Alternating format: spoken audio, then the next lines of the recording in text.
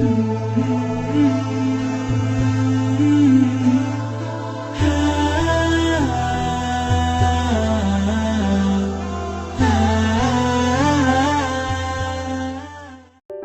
datang orang yang karena dia saya ditegur oleh Allah Subhanahu wa taala. Ini uswatun hasanah. Selamat datang orang yang karena dia saya ditegur oleh Allah Subhanahu wa taala. Lihat betapa besar hati Rasulullah sallallahu alaihi wasallam.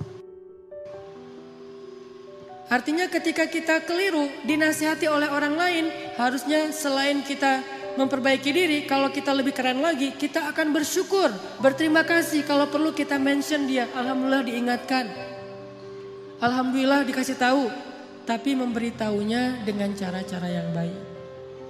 Ini artinya dalam adegan abasa wa tawalla itu Rasulullah mengajarkan kita gimana kalau kita berada di kondisi yang sama. Istri ngasih tahu kepada kita bahwa kita keliru, makin kita cinta sama dia. Bukan, mama tajasus cari-cari kesalahan papa. Salah aja di mata mama. Apa sih yang benar papa di mata mama? Jangan pundung. Mama perhatian banget sama papa. Oh iya pak, mau lagi yang lain kesalahannya. Oh iya silakan ma. Akhirnya disebutin 100 kesalahan kita. Jadi satu buku, 100 rapor merah suami. Ini menunjukkan Rasulullah itu orangnya sangat low profile, easy going, no hard feeling, dan beliau orang yang sangat lapang dada.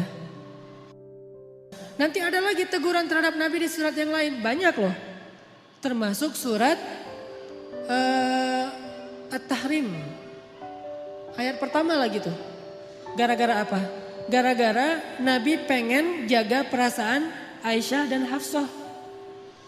Waktu itu Nabi sering nongkrong di rumah Sofia. Sofia itu istri Nabi yang bedanya sama Aisyah cuma setahun. Aisyah waktu itu 16 tahun, Sofia 17 tahun, baru lulus SMA. Istri Nabi muda nih. Rata-rata istri Nabi kan muda ya, walaupun kalau yang perawan cuma satu. Tapi yang lain walaupun janda muda-muda nih. Sofia, Hafsah, Zainab, Ummu Salamah. Yang tua itu kayak Saudah itu tua. Nah Sofia orang Yahudi yang nikah sama Nabi itu cantiknya luar biasa. Saking cantiknya Aisyah sampai stalking loh akunnya Sofia. Dan itu terjadi, Aisyah benar-benar kepo tuh. Sofia lagi posting apa sih sekarang? Dikepoin sama Aisyah. Cara ngepoinnya gimana? Kalau dulu kisahnya Aisyah diam-diam datang ke rumah Sofia. Pas Sofia lagi ada acara selamatan. Jadi kalau kayak sekarang tuh Sofia lagi posting, Aisyah pura-pura ngeliat nih lagi posting apa sih, lagi snapgram apa, lagi instastory apa nih Sofia. Diliatin sama Aisyah, biar gak ketahuan Aisyah pakai cadar. Tapi kan Nabi tuh teliti banget, tahu banget mata Aisyah tuh kayak gimana. Sehelai bulu mata Aisyah aja Nabi tahu, saking sayangnya Nabi sama Aisyah. Pakai cadar, cuman kelihatan matanya doang. Datang ke rumah Sofia, Sofia lagi bikin kayak acara di belakang rumah gitu, di garden party gitulah pokoknya. Lagi barbekyuan gitu kan ya. Di rumah Sofia. Nah Aisyah datang terus duduk mojok paling belakang. Perhatiin aja Sofia ini orangnya gimana sih, kok Nabi betah banget sama dia. Orangnya emang asik banget. Dilihatin sama Aisyah. Oh benar sih Sofia itu orangnya humble. Sofia tuh orangnya tuh enak diajak chit chat gitu. Sofia tuh orangnya tuh nggak ada matinya. Terus aja ada tema. Makanya Nabi itu betah banget di sini. Ditambah lagi Sofia itu kolektor madu. Dia tuh banyak ngoleksi madu-madu keren. Madu-madu yang dari berbagai macam penjuru bumi gitu. Dikoleksi sama dia. Ini madu dari Yaman, ini madu dari Majalengka, ini madu dari mana gitu kan nih. Dikoleksi sama Sofia. Oh gitu. Aisyah dari jauh merhatiin. Bahasa sekarang kepo. Dikepoin akunnya Sofia. Oh Sofia tuh posting madu. Oh Sofia tuh bisa bikin cake. Oh Sofia itu orangnya asik. Oh Sofia tuh seru. Oh Sofia apa. Nah lagi ngepoin Sofia. Nabi dari jauh ngelihat ada cewek kok sendiri banget di belakang mojok. Nabi liatin ternyata Aisyah. Nabi sadar. Oh ada Aisyah. Pas Nabi ngelihat ke arah Aisyah. Aisyah tahu Nabi ngelihat. Aisyah langsung pergi. Pulang dikejar sama Nabi. Terus slow motion gitu. Dikejar sama Nabi. Aisyah pulang, langsung pulang sendiri gitu. Nabi kejar, Aisyah, Aisyah, Aisyah. Dipanggil sama Nabi. Aisyah kaget, hah Nabi kejar saya. Kan itu penting banget ya buat cewek ya. Merasa didahulukan, merasa diprioritaskan, merasakan. Cewek banget lah pokoknya. Jadi kalian harus ngerti tuh beberapa trik. Jangan cuma bisa ollie dan kick flip gitu. Tapi bisa ngetrik juga buat pasangan. Biar keren. Aisyah pulang, Aisyah kata Nabi dari jauh. Jadi agak-agak kayak drakor-drakor gitulah. Aisyah langsung lihat ke belakang. Terus Nabi langsung nyamperin, yuk jalan bareng aku. Dipegang tangan sama Nabi, jalan berdua. Jangan dibayangin, susah. Pokoknya dengerin aja, membayangkannya nanti-nanti aja kalau udah halal. Pegangan tangan, jalan berdua. Pegangan tangan tuh gak kaku gini ya. Pegangan tangan sambil gini-gini berdua, Terus jalan dari rumah Sofia ke rumah Aisyah. Di tengah jalan ngobrol, chat-chat gitu. Karena Aisyah juga orangnya tuh seru kalau diajak ngobrol. Aisyah tanya, Nabi kata Aisyah. Apa Aisyah? Gitu. Aku mau tanya kata Aisyah. Boleh, tanya apa aja boleh. Kalau misalnya Nabi jadi penggembala, terus ada 2 padang rumput. Yang satu tuh udah pernah dipakai penggembala lain, yang satu lagi nggak pernah dipakai. Kira-kira Nabi mau menggembala di mana? Pertanyaan Aisyah. Nabi langsung ngeklik. Oh, maksudnya istri-istri Nabi kan semuanya janda kecuali Aisyah. Jadi lebih cenderung kemana Nabi teh? Kata Nabi, ya pastilah ke padang rumput yang belum pernah dipakai menggembala siapa-siapa. Beneran? Beneran. Hore kata Aisyah. Ini lihat. Pengertiannya Nabi. Orangnya tuh empati banget sama pasangannya. Nah suatu saat Aisyah tuh lagi nungguin Nabi pulang di rumah. Nabi kayak telat gitu pulangnya. Padahal gak macet tapi telat pulangnya tuh. Kenapa ya Nabi kok telat banget pulangnya? Ditungguin sama Aisyah. Dan Aisyah waktu itu lagi satu geng sama Hafsah. Kan Aisyah tuh gengnya Hafsah ya. Istri Nabi itu kan ada 2 geng. Geng muda sama geng tua. Emang kayak gitu kata ahli sejarah. Makanya baca sirah, kita akan tahu lebih banyak hal luar biasa tentang Rasulullah. Nah Aisyah lagi berdua nih, lagi nongkrong di rumah Aisyah sama Hafsah. Kamu tahu nggak Nabi di mana? Katanya sih kayaknya Nabi tuh lagi di rumah Sofia gitu. Soalnya tadi aku ngeliat instastorynya Sofia lagi bareng dengan Nabi gitu. Oh lagi di rumah Sofia, ngapain sih di sana? Biasalah lagi nyoba-nyoba madu gitu kan, madunya Sofia tuh banyak koleksinya, banyak macamnya. Oh gitu, wah kita harus cari cara nih biar Nabi gak lagi senang minum madu di rumah Sofia. Tiba-tiba Nabi pulang, Assalamualaikum, Waalaikumsalam. Nabi pulang. Terus pas sampai di rumah, Nabi senyum-senyum ngeliat istri-istrinya berdua lagi pada nongkrong. Lagi ngapain nih berdua? Enggak, lagi santai aja kata Aisyah. Boleh ikutan gak? Boleh. Terus pas Nabi duduk, Aisyah bilang, ngapain sih lama banget gak pulang-pulang ditungguin loh dari tadi gitu.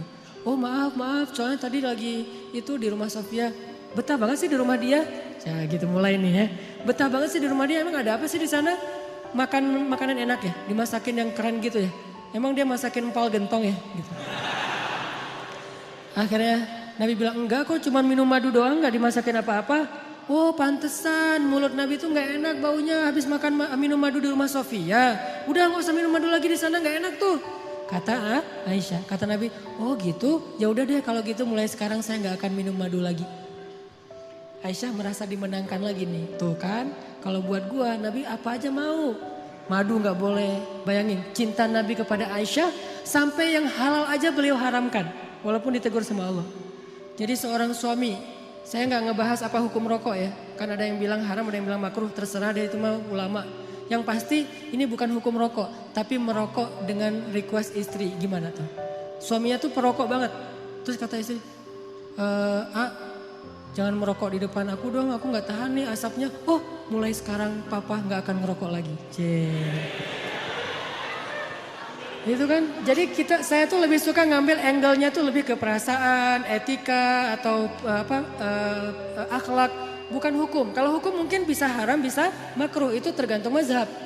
Tapi kalau etika, kadang karena permintaan istri, jadi gak jadi ngerokok. Gak usah ngerokok, yang halal aja gak jadi tuh.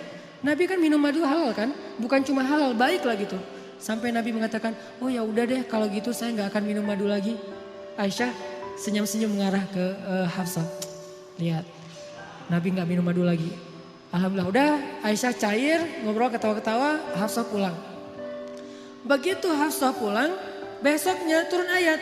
Ya ayyuhan nabi, lima tuharrimu ma ahallallahu lak.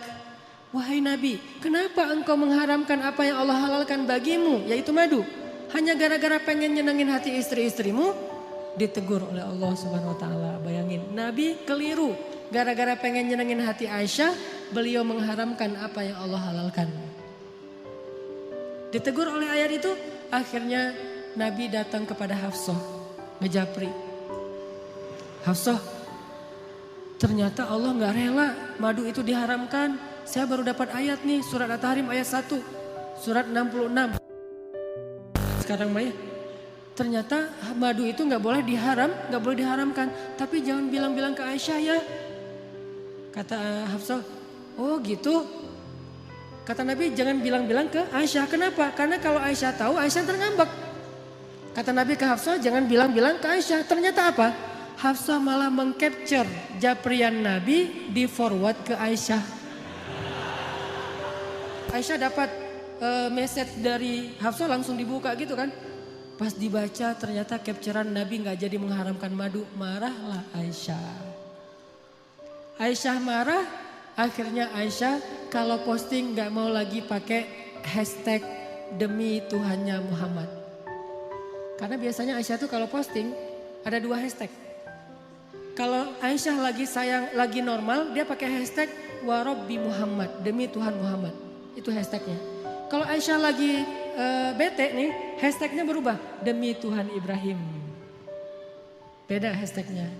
Jadi kalau hashtagnya demi Tuhan Muhammad, nih postingan lagi kangen sama Nabi. Kalau hashtagnya demi Tuhan Ibrahim, ini lagi bete sama Nabi nih. Waktu itu Aisyah posting. Entah posting apa gitu, hashtagnya demi Tuhan Ibrahim. Nabi baca, wah Aisyah lagi marah nih, ada apa? Nabi datang, sebelum Nabi ketemu Aisyah, Allah langsung DM Nabi.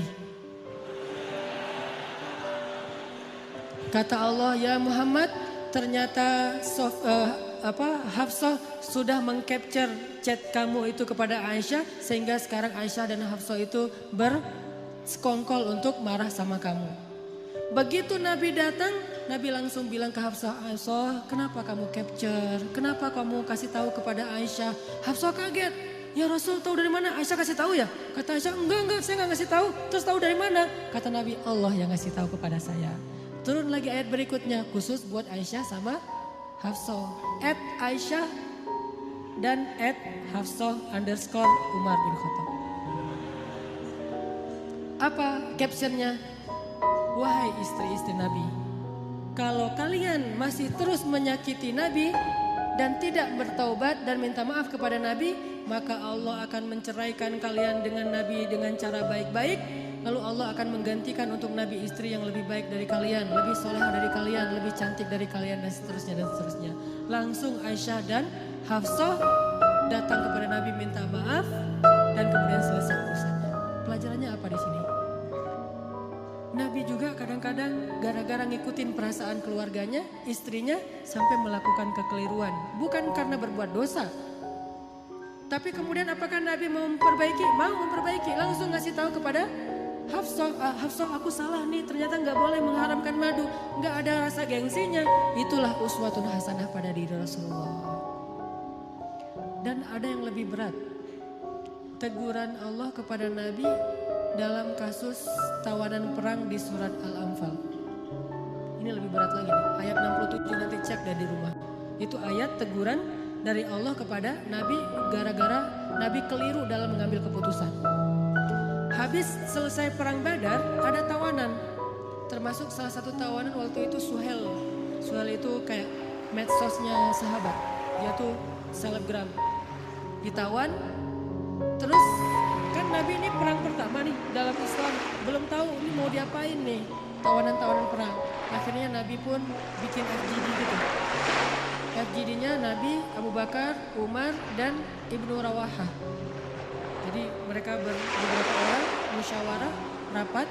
Nabi nanya, apa pendapat kalian tentang tawanan perang? Mau diapain? Abu Bakar mengatakan, menurut saya Rasul, kata Abu Bakar, kita tebus. Kalau keluarganya orang kaya, maka keluarganya menebus dengan harta. Kalau keluarganya orang miskin, maka ditebus dengan seorang laki-laki yang bisa baca tulis dan mengajarkan putra-putri kita baca tulis di Madinah. Ini kan produktif ya, ide yang bagus nih. Oh gitu. Umar bilang, saya nggak setuju. Terus apa pendapat kamu? Ya Rasulullah, mereka itu musuh-musuh Allah. Jangan dibiarkan mereka hidup, kita bunuh. Hukuman mati, karena ini masih dalam hukum militer, hukum perang. Maka tawanan perang dibunuh ya Rasul. Tidak ada kesempatan buat musuh-musuh Allah hari ini ya Rasulullah. Nabi senyum-senyum. Terus Ibnu Rawaha, menurut saya ya Rasulullah, apa Ibnu Rawaha? Kita gali parit, kita masukin mereka ke dalamnya, lalu kita bakar mereka hidup-hidup. Tapi jangan menjudge Ibnu Rawaha ya, karena Ibnu Rawaha ini punya cerita panjang di Mekah kayak gimana. Gimana dia tuh luar biasa disakiti, jadi wajar kalau orang emosional. Akhirnya Rasulullah komen. Kata Rasulullah, sesungguhnya Allah menjadikan hati seseorang itu lebih lembut daripada agar-agar. Atau lebih lembut daripada kayak yoghurt gitu. Susu yang dikentelin. Dan sesungguhnya Allah menjadikan hati seseorang kadang lebih keras daripada batu. Engkau wahai Abu Bakar, kata Rasulullah, engkau itu seperti Ibrahim. Engkau wahai Umar, engkau itu seperti Musa. Engkau itu seperti Nuh. Sedangkan Abu Bakar, engkau seperti Ibrahim, seperti Isa. Dua nabi masing-masing dimisalkan untuk mereka. Ini artinya nabi itu menghargai pendapat orang.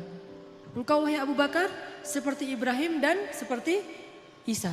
Gimana Ibrahim dan Isa? Memaafkan. Ketika ayahnya pengen mengusir Ibrahim, apa kata Ibrahim? Qala salamun alaik, sa'astaghfiru laka rabbi innahu kana bi hafiya. Keselamatan bagimu wahai ayah. Padahal ayahnya udah zalim sama dia, tapi masih didoain kebaikan.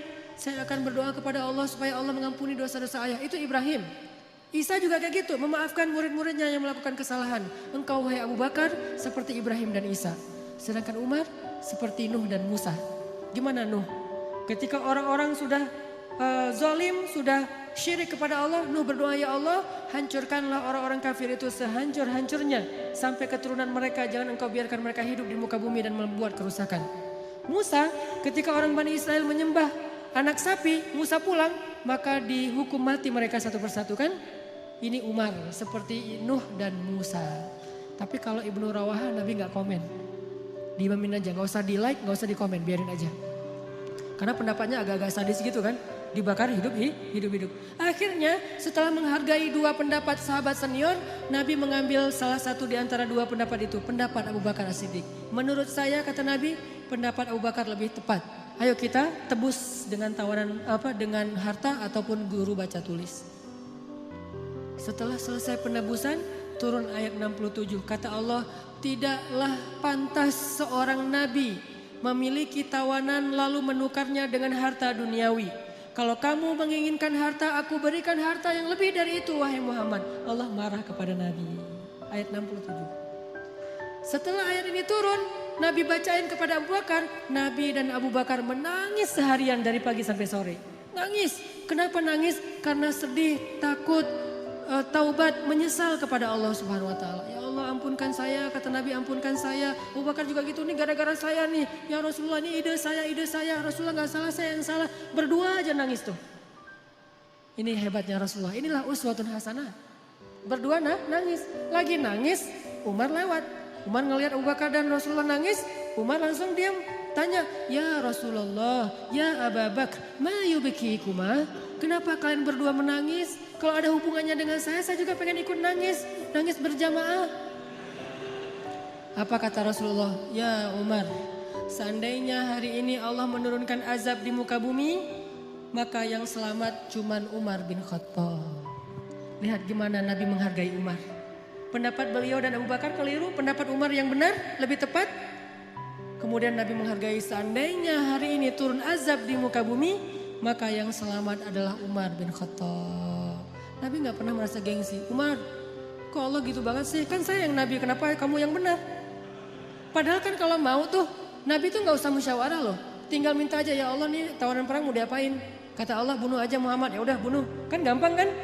Kenapa Nabi bermusyawarah? Kenapa Nabi nggak minta wahyu aja? Karena kalau Nabi hanya meminta wahyu, maka kita tidak bisa meniru Nabi SAW. Kan kita nggak dapat wahyu. Maka kita meniru Nabi dalam konteks ini adalah menyelesaikan masalah dengan cara musyawarah. Untuk mencari mufakat. Kalau keliru dalam musyawarah, jangan gengsi untuk mengakui. Yang benar, jangan merasa besar kepala. Umar coba, pas Nabi keliru ngomong kayak gitu, Umar gak bilang, tuh kan, saya bilang juga apa, Nabi sih gak mau dengar kata-kata saya, yang dengar Abu Bakar aja terus mentang-mentang soulmate. Enggak, Umar tuh gak besar kepala. Terus besok kalau ada pendapat lagi, nih ini pasti salah lagi nih, harus dengerin saya. Enggak, Umar gak pernah nyalahin Nabi. Dan ini juga uswatun hasanah. Jadi kalau kita dalam satu organisasi, suami istri, dimanapun, kadang-kadang kita udah musyawarah terus ngambil keputusan keliru, maka yang tadi benar nggak usah nandain. Tuh besok dengerin ya kalau saya ngomongin, enggak, besok musyawarah lagi.